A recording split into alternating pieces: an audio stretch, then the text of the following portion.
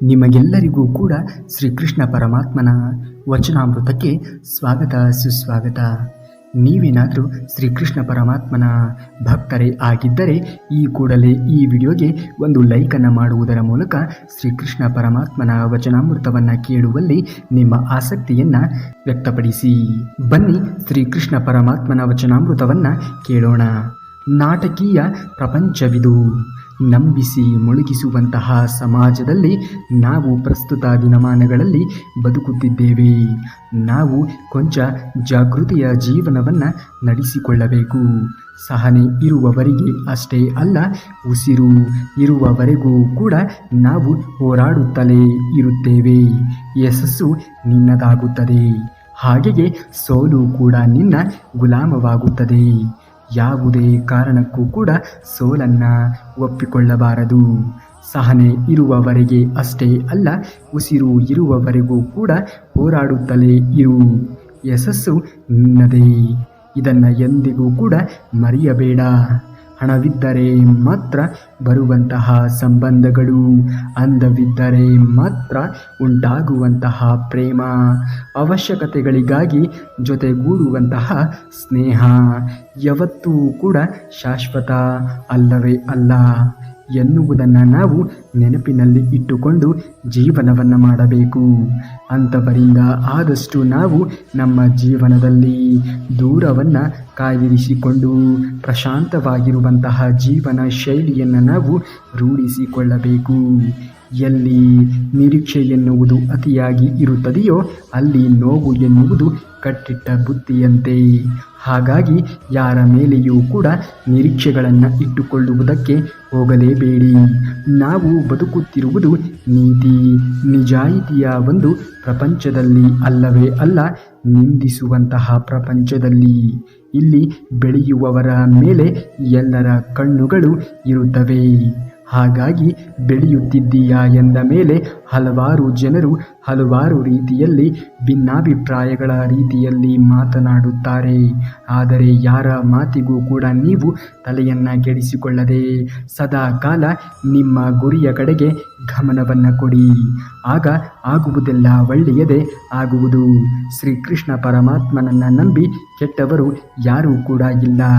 ಶ್ರೀಕೃಷ್ಣ ಪರಮಾತ್ಮನನ್ನು ಒಮ್ಮೆಯಾದರೂ ಜೀವನದಲ್ಲಿ ನೆನೆದುಕೊಳ್ಳಿ. ಯಾವುದೇ ಒಂದು ಒಳ್ಳೆಯ ಕೆಲಸವನ್ನು ಮಾಡುವುದಕ್ಕೆ ಹೋಗುವ ಮೊದಲು ನೀವು ಶ್ರೀಕೃಷ್ಣ ಪರಮಾತ್ಮನ ವಚನಾಮೃತವನ್ನಾಗಲಿ ಅಥವಾ ಶ್ರೀಕೃಷ್ಣ ಪರಮಾತ್ಮನ ಆಶೀರ್ವಾದವನ್ನು ಪಡೆದು ಹೋಗಿ. ಖಂಡಿತವಾಗಿಯೂ ಕೂಡ ನೀವು ಹೋಗುತ್ತಿರುವಂತಹ ಕೆಲಸ ಯಶಸ್ವಿಯಾಗುತ್ತದೆ. ಮುಖ್ಯವಾಗಿ ಬಂಧು ಬಾಂಧವರಿಗೆ ತಮ್ಮವರ ಬೆಳವಣಿಗೆಯನ್ನು ಸಹಿಸಿಕೊಳ್ಳುವುದಕ್ಕೆ ಕಷ್ಟ. ಏಕೆಂದರೆ ಅವರಿಗೆ ಅದು ಅಸಾಧ್ಯವಾಗಿರುವಂತಹ ಕೆಲಸ. ಅವರು ಕೂಡ ಬೆಳವಣಿಗೆಯನ್ನು ಹೊಂದುವುದಿಲ್ಲ ಹಾಗೂ ತಮ್ಮ ಸಂಬಂಧಗಳಲ್ಲಿ ಇತರರು ಯಾರೂ ಕೂಡ ಬೆಳವಣಿಗೆಯನ್ನು ಹೊಂದುವುದಕ್ಕೆ ಅವರು ಬಿಡುವುದೇ ಇಲ್ಲ. ನೀನು ಬೆಳೆಯುವ ಮುನ್ನ ಸೂರ್ಯನ ಬೆಳಕನ್ನು ಹೇಗೆ ಉರಿಯುವಂತಹ ಪ್ರಕಾಶಮಾನವನ್ನು ತಡೆದು ಹೇಗೆ ಪ್ರಪಂಚಕ್ಕೆ ದಾರಿಯನ್ನು ತೋರಿಸುತ್ತಾನೆಯೋ ಅಥವಾ ಬೆಳಕನ್ನು ನೀಡುತ್ತಾನೆಯೋ ಅದೇ ರೀತಿಯಲ್ಲಿ ನಿಮ್ಮ ಜೀವನದಲ್ಲಿ ನೀವು ಬೆಳೆಯುತ್ತಿದ್ದೀರಾ ಎಂದ ಮೇಲೆ ಹಲವಾರು ರೀತಿಯಲ್ಲಿ ಭಿನ್ನಾಭಿಪ್ರಾಯಗಳು, ಹಲವಾರು ರೀತಿಯಲ್ಲಿ ನಿಮ್ಮನ್ನು ಕುಗ್ಗಿಸುವಂತಹ, ನಿಮ್ಮ ಮನಸ್ಸನ್ನು ನೋಯಿಸುವಂತಹ ಪ್ರಯತ್ನಗಳು ನಿಮ್ಮ ಸಂಬಂಧಿಕರಲ್ಲಿಯೇ ಆಗುತ್ತದೆ. ಯಾವುದೇ ಕಾರಣಕ್ಕೂ ಕೂಡ ನೀವು ತಲೆಯನ್ನು ಕೆಡಿಸಿಕೊಳ್ಳುವುದಕ್ಕೆ ಹೋಗಲೇಬಾರದು. ಪ್ರೀತಿಸುವಷ್ಟು ಉನ್ನತವಾಗಿರುವಂತಹ ಮನಸ್ಸು ಇಲ್ಲವಾದರೂ ಕೂಡ ಪರವಾಗಿಲ್ಲ, ಆದರೆ ಯಾವುದೇ ಕಾರಣಕ್ಕೂ ಕೂಡ ಮೋಸ ಮಾಡುವಷ್ಟು ಕೆಟ್ಟ ರೀತಿಯ ಗುಣ ಇರಬಾರದು. ಇದು ನಿನ್ನ ಜೀವನವನ್ನು ನಾಶ ಮಾಡುತ್ತದೆ. ಯಾರಿಗೂ ಕೂಡ ನೀವು ಕೆಟ್ಟದ್ದನ್ನು ಬಗೆಯುವುದಕ್ಕೆ ಹೋಗಲೇಬೇಡಿ. ಏಕೆಂದರೆ ನೀವು ಇತರರಿಗೆ ಕೆಟ್ಟದ್ದನ್ನು ಬಗೆದಾಗ ದೇವರು ನಿಮಗೂ ಕೂಡ ಕೆಟ್ಟದ್ದನ್ನು ಬಗೆಯುವಂಥವರನ್ನು ಸೃಷ್ಟಿ ಮಾಡಿರುತ್ತಾನೆ. ಈ ಪ್ರಪಂಚದಲ್ಲಿ ಪ್ರತಿಯೊಬ್ಬರಿಗೂ ಕೂಡ ಒಂದಲ್ಲ ಒಂದು ರೀತಿ ಸ್ವಾರ್ಥ ಇದ್ದೇ ಇರುತ್ತದೆ. ಹೊರ ಬೀಳುವುದಕ್ಕೆ ಅದು ಸ್ವಲ್ಪ ರೀತಿಯ ಸಮಯವನ್ನು ತೆಗೆದುಕೊಳ್ಳುತ್ತದೆ. ಆ ಸ್ವಾರ್ಥದ ಜೀವನ ಬೇಡವೇ ಬೇಡ. ನಮ್ಮ ಕೈಯಲ್ಲಿ ಆಗದೇ ಇದ್ದರೂ ಕೂಡ ಪರವಾಗಿಲ್ಲ, ಇತರರನ್ನ ನೋಡಿಕೊಳ್ಳುವ ಶಕ್ತಿ ನಮ್ಮಲ್ಲಿ ಇಲ್ಲದೆ ಇದ್ದರೂ ಕೂಡ ಪರವಾಗಿಲ್ಲ, ಆದರೆ ಇನ್ನೊಬ್ಬರನ್ನ ಹೀಯಾಳಿಸುವಂತಹ ಅಥವಾ ಇನ್ನೊಬ್ಬರ ಜೀವನವನ್ನು ಹಾಳು ಮಾಡುವಂತಹ ಕೆಲಸವನ್ನು ಖಂಡಿತವಾಗಿಯೂ ಮಾಡಲೇಬಾರದು. ಒಂದೊಂದು ಬಾರಿ ಈ ಜೀವನ ಅರ್ಥವೇ ಆಗುತ್ತಿಲ್ಲ ಎಂದು ಅನಿಸುತ್ತದೆ. ಆಸೆ ಪಟ್ಟಿದ್ದು ಯಾವುದೂ ಕೂಡ ಸಿಗುತ್ತಿಲ್ಲವೆಂದು ಬೇಸರವಾಗುತ್ತದೆ. ಆದರೂ ಕೂಡ ನಾವು ಬದುಕಲೇಬೇಕು, ಏಕೆಂದರೆ ಬದುಕು ಎನ್ನುವುದು ಅನಿರೀಕ್ಷಿತವಾದದ್ದು. ಆಸೆ ಪಟ್ಟ ಎಲ್ಲವೂ ಕೂಡ ಸಿಗುವುದಿಲ್ಲ, ಅಂದುಕೊಂಡಿದ್ದು ಎಲ್ಲವೂ ಕೂಡ ನಡೆಯುವುದಿಲ್ಲ. ಆಸೆಗೆ ಅಂತ್ಯವಿಲ್ಲದೆ ಇದ್ದರೂ ಕೂಡ ಕಾಲಕ್ಕೆ ಸ್ಪಷ್ಟತೆ ಎನ್ನುವುದು ಇರುತ್ತದೆ. ನೀವು ಸರಿಯಾದ ರೀತಿಯಲ್ಲಿ ಪ್ರಯತ್ನ ಪಟ್ಟಾಗ ಖಂಡಿತವಾಗಿಯೂ ಕೂಡ ನೀವು ಅಂದಂತಹ ಅಥವಾ ನೀವು ಅಂದುಕೊಂಡಂತಹ ಗುರಿಯನ್ನು ತಲುಪುವುದಕ್ಕೆ ಸಾಧ್ಯವಾಗುತ್ತದೆ. ನಿನ್ನ ಜೀವನದ ನಿನ್ನ ಕರ್ಮ ಫಲಿತದ ಅನುಗುಣವಾಗಿ ಯಾವ ಮಾರ್ಗದಲ್ಲಿ ನಡೆಯಬೇಕು ಅನ್ನುವುದು ತಪ್ಪದೇ ನಿರ್ಣಯಿಸುತ್ತದೆ. ಅದಕ್ಕಾಗಿ ಕುಗ್ಗಬೇಡ. ಹಾಗಾಗಿ ಪ್ರಸ್ತುತವಾಗಿರುವಂತಹ ದಿನಮಾನಗಳಲ್ಲಿ ನೀನು ಯಾವ ರೀತಿಯ ಜೀವನ ಶೈಲಿಯನ್ನು ಅಭ್ಯಾಸ ಮಾಡಿಕೊಂಡು ಜೀವನವನ್ನು ನಡೆಸುತ್ತಾ ಇರುತ್ತೀಯೋ ಅದರ ಮುಂದುವರೆದ ಭಾಗವೇ ನಾಳೆಯ ದಿವಸಗಳು ಆಗಿರುತ್ತವೆ. ನಾಳೆಯ ದಿವಸಗಳು ಉಜ್ವಲವಾಗಿ ಇರಬೇಕು ಅಥವಾ ತುಂಬ ಕಷ್ಟಕರ ಆಗಿರದೆ ತುಂಬ ರೀತಿಯ ಸುಲಭಕರವಾಗಿರಬೇಕು ಎಂದು ನೀನು ಬಯಸುವುದೇ ಆದರೆ ಇಂದಿನ ದಿನವನ್ನು ಸರಿಯಾದ ರೀತಿಯಲ್ಲಿ ಸದುಪಯೋಗ ಮಾಡಿಕೊಳ್ಳುವುದನ್ನು ನೀನು ಕಲಿಯಲೇಬೇಕು. ಸರಿಯಾದ ರೀತಿಯಲ್ಲಿ ಪ್ರಯತ್ನವನ್ನು ಪಟ್ಟಾಗ ನಿನ್ನ ನಾಳೆಯ ದಿನಗಳು ಖುಷಿಯಿಂದ ಇರುವುದಕ್ಕೆ ಸಾಧ್ಯವಾಗುತ್ತದೆ. ಈ ದಿನ ನೀನು ಪಡುವಂತಹ ಕಷ್ಟವೇ ಮುಂದಿನ ದಿನಗಳಲ್ಲಿ ಈ ರೀತಿ ದುಃಖ ಪಡದ ಹಾಗೆ ನಿನಗೆ ಮಾಡುತ್ತದೆ. ಹಾಗಾಗಿ ಇಂದಿನ ದಿನವನ್ನು ನೀನು ಸರಿಯಾದ ರೀತಿಯಲ್ಲಿ ಸದುಪಯೋಗ ಮಾಡಿಕೋ. ಇಂದಿನ ದಿನಗಳಲ್ಲಿ ನೀನು ಕಷ್ಟಪಡುವುದನ್ನು ಕಲಿತುಕೋ.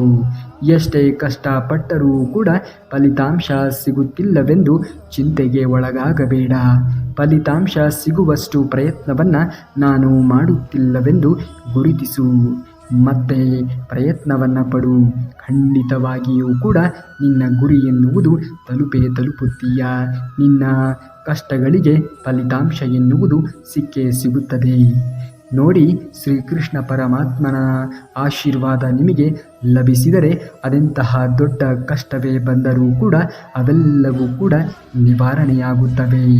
ಫಲಿತಾಂಶ ಸಿಗುವವರೆಗೂ ಕೂಡ ಪ್ರಯತ್ನವನ್ನು ಬಿಡಬೇಡಿ, ಏಕೆಂದರೆ ನಿನ್ನ ಫಲಿತ ಪಡೆಯುವುದಕ್ಕೆ ನಿನ್ನನ್ನು ಎಷ್ಟು ದೂರ ಇರುವೆ ಎಂದು ತಿಳಿಯಲು ನನ್ನಿಂದ ಸಾಧ್ಯವಿಲ್ಲ. ಹಾಗಾಗಿ ನಿನ್ನ ಪ್ರಯತ್ನವನ್ನು ಎಂದಿಗೂ ಕೂಡ ನಿಲ್ಲಿಸಲೇಬೇಡ ಎಂದು ಹೇಳುತ್ತಾನೆ ಶ್ರೀಕೃಷ್ಣ ಪರಮಾತ್ಮ. ಪ್ರಯತ್ನ ಎನ್ನುವುದು ನಿರಂತರವಾಗಿ ಇರಬೇಕು.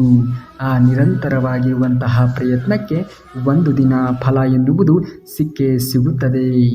ಹಾಗಾಗಿ ಪ್ರಯತ್ನ ಪಡುವುದನ್ನು ಯಾವುದೇ ಕಾರಣಕ್ಕೂ ನಿಲ್ಲಿಸುವುದಕ್ಕೆ ಹೋಗಬೇಡಿ. ತಾಯಿಗೆ ಪ್ರೀತಿ ಹೆಚ್ಚಾಗಿಯೇ ಇರುತ್ತದೆ. ನೀನು ದುಃಖ ಪಟ್ಟರೆ ತಾಯಿಗೆ ತಡೆದುಕೊಳ್ಳುವುದಕ್ಕೆ ಆಗುವುದೇ ಇಲ್ಲ. ತಂದೆಗೆ ಜವಾಬ್ದಾರಿಗಳು ಹೆಚ್ಚಾಗಿಯೇ ಇರುತ್ತದೆ. ನೀನು ತಪ್ಪು ದಾರಿ ನಡೆದರೆ ಅದನ್ನು ನೋಡಿಕೊಂಡು ಸಹಿಸಿಕೊಂಡು ಇರುವುದಕ್ಕೆ ಆಗುವುದೇ ಇಲ್ಲ. ನಿನ್ನ ತಂದೆ ತಾಯಿಗಳು ನಿನ್ನನ್ನು ಬೈದರೆ ಅಥವಾ ನಿನ್ನ ಮೇಲೆ ಕೈಯನ್ನು ಎತ್ತಿದರೆ ನಿನ್ನ ಒಳ್ಳೆಯದಕ್ಕೆ ಎಂದು ನೀನು ತಿಳಿದುಕೊಳ್ಳಬೇಕು. ಒಬ್ಬರು ಪ್ರೀತಿ, ಮತ್ತೊಬ್ಬರು ಜವಾಬ್ದಾರಿ. ಇಬ್ಬರೂ ಸಮಾನರು. ತಂದೆ ತಾಯಿಗಳನ್ನು ಯಾವತ್ತಿಗೂ ಕೂಡ ವ್ಯತ್ಯಾಸ ಮಾಡಲೇಬಾರದು. ಏಕೆಂದರೆ ನಿಜವಾಗಿಯೂ ಕೂಡ ನಮ್ಮ ಕಣ್ಣಿಗೆ ಕಾಣುವಂತಹ ನಿಜವಾದ ದೇವರು ನಮ್ಮ ತಂದೆ ತಾಯಿಗಳೇ ಆಗಿರುತ್ತಾರೆ ಎನ್ನುವುದನ್ನು ನಾವು ಮರೆಯಲೇಬಾರದು. ಜೀವನದಲ್ಲಿ ಕೆಲವೊಂದು ಕಳೆದುಕೊಳ್ಳುವುದು ಬೇರೆ, ಜೀವನವನ್ನೇ ಕಳೆದುಕೊಳ್ಳುವುದು ಬೇರೆ. ಜೀವನದಲ್ಲಿ ಕೆಲವರನ್ನು ಕಳೆದುಕೊಳ್ಳಿ, ಪರವಾಗಿಲ್ಲ, ಆದರೆ ಇಡೀ ಜೀವನವನ್ನೇ ಕಳೆದುಕೊಳ್ಳಬೇಡಿ. ಜೀವನದಲ್ಲಿ ಯಶಸ್ವಿ ಆಗಬೇಕು ಅಂದರೆ ಕಷ್ಟಗಳನ್ನು ಸಹಿಸಿಕೊಳ್ಳಲೇಬೇಕು. ಬದುಕಬೇಕು ಅಂದರೆ ಇಷ್ಟಗಳನ್ನು ಬದಲಾಯಿಸಿಕೊಳ್ಳಬೇಕು. ಬೇರೆ ದಾರಿಯೇ ಇರುವುದಿಲ್ಲ. ನಿನ್ನ ಗುರಿಯನ್ನು ಸಾಧಿಸಬೇಕು ಎಂದು ಹೊರಟಾಗ ಹಲವಾರು ದಾರಿಗಳು ಇರುತ್ತವೆ. ಹಾಗಂತ ನಿನ್ನ ಗುರಿಯನ್ನು ಮುಟ್ಟಬೇಕಾಗಿರುವಂತಹ ದಾರಿಯ ಕಡೆಗೆ ನೀನು ಹೋಗಬೇಕೇ ವಿನಃ ನಿನ್ನ ಇಡೀ ಗುರಿಯನ್ನೇ ಬದಲಾಯಿಸಬಾರದು. ಹೇಗೆ ಅಂತ್ಯವಾಗುತ್ತದೆ ಎನ್ನುವುದು ಗೊತ್ತಿಲ್ಲದ ಈ ಒಂದು ಜೀವನ ಹೇಗೆ ಬದುಕಬೇಕು ಎನ್ನುವಂತಹ ಆಲೋಚನೆ ಏತಕ್ಕಾಗಿ? ಹಾಗಾಗಿ ಜೀವನ ಎನ್ನುವುದು ಅನಿರೀಕ್ಷಿತವಾದದ್ದು. ಯಾವ ತಿರುಳು ನಮ್ಮ ಜೀವನದಲ್ಲಿ ಯಾವಾಗ ಬಂದು ಅಪ್ಪಳಿಸುತ್ತವೆ ಎನ್ನುವುದನ್ನು ಯಾರೂ ಕೂಡ ಊಹೆ ಮಾಡಿರುವುದಕ್ಕೆ ಸಾಧ್ಯವೇ ಇಲ್ಲ. ಕೆಲವೊಂದು ಬಾರಿ ಅಂದುಕೊಳ್ಳುತ್ತೇವೆ, ಭಾರ ಮತ್ತು ಜವಾಬ್ದಾರಿಗಳನ್ನು ಹೊರುವುದಕ್ಕಿಂತ ಹೃದಯದಲ್ಲಿ ದುಃಖದ ಒಂದು ಭಾರವನ್ನು ಹೊರುವುದು ಅತ್ಯಂತ ಕಠಿಣ ಎಂದು. ಆದರೆ ನಿಮಗೆ ತಿಳಿದಿರುತ್ತದೆ ಏನು, ಎಲ್ಲರಿಗೂ ಕೂಡ ಈ ಪ್ರಪಂಚದಲ್ಲಿ ಇರುವಂತಹ ಸಕಲ ಪ್ರಾಣಿ ಜೀವಿ ರಾಶಿಗಳಿಗೂ ಕೂಡ ಅವರದ್ದೇ ಆಗಿರುವಂತಹ ತೊಂದರೆಗಳು, ಸಮಸ್ಯೆಗಳು ಇದ್ದೇ ಇರುತ್ತದೆ. ನಿನ್ನೆಯ ಗತವನ್ನು ಹಾಗೆಯೇ ನಾಳೆಯ ಭವಿಷ್ಯತ್ತನ್ನು ಊಹಿಸಿಕೊಂಡು ಈ ದಿನದ ಒಂದು ಸಂತೋಷವನ್ನು ಯಾವುದೇ ಕಾರಣಕ್ಕೂ ನಾವು ಕಳೆದುಕೊಳ್ಳಬಾರದು. ಇಂದಿನ ಸಂತೋಷವನ್ನು ನಾವು ಸರಿಯಾದ ರೀತಿಯಲ್ಲಿ ಸದುಪಯೋಗ ಮಾಡಿಕೊಳ್ಳಬೇಕು. ಆ ಸಂತೋಷವನ್ನು ನಾವು ಅನುಭವಿಸಬೇಕು. ಆಗ ಮಾತ್ರ ಮುಂದೆಯೂ ಕೂಡ ಸಂತೋಷದ ದಿನಗಳನ್ನು ನಾವು ಕಳೆಯುವುದಕ್ಕೆ ಅಥವಾ ಜೀವನದಲ್ಲಿ ನೋಡುವುದಕ್ಕೆ ಸಾಧ್ಯವಾದೀತು.